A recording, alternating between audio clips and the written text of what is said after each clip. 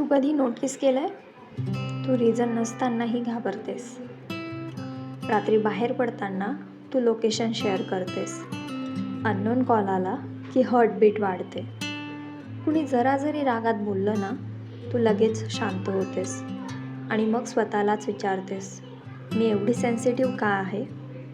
पण ट्रूथ काय आहे माहिती आहे? तू वीक नाही आहेस, तू फक्त खूप काही अनुभवलेलं आहेस.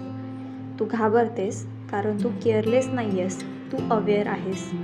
पण ऐक, आपण कायमच असं राहायचं का? नाही ना. मग स्लोली स्वतःला चेंज करायला सुरुवात कर. दररोज स्वतःला सांग, मी सेफ आहे, मी स्ट्रॉंग आहे. हो, सुरुवातीला फेक वाटेल, पण काम करतो. छोट्या छोट्या गोष्टींमध्ये ब्रेव हो, जसं एकटी शॉपिंगला जाणं, अननोन कॉल कामली हँडल करणं. तुझं सर्कल स्ट्रॉंग ठेव. ज्यांच्यासोबत तुला सिक्युअर वाटतं त्यांच्यासोबत जास्त राहा. कुणीतरी येऊन तुला स्ट्रॉंग बनवणार नाही, तुलाच स्वतःसाठी उभं राहावं लागेल.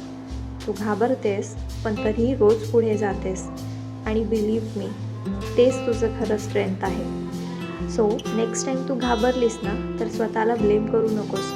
फक्त एक स्टेप पुढे टाक, बाकी सगळं हळूहळू ठीक होईल. जर तूही असंच फील करत असशील तर हा व्हिडिओ सेव्ह कर, कारण तू एकटी नाही आहेस.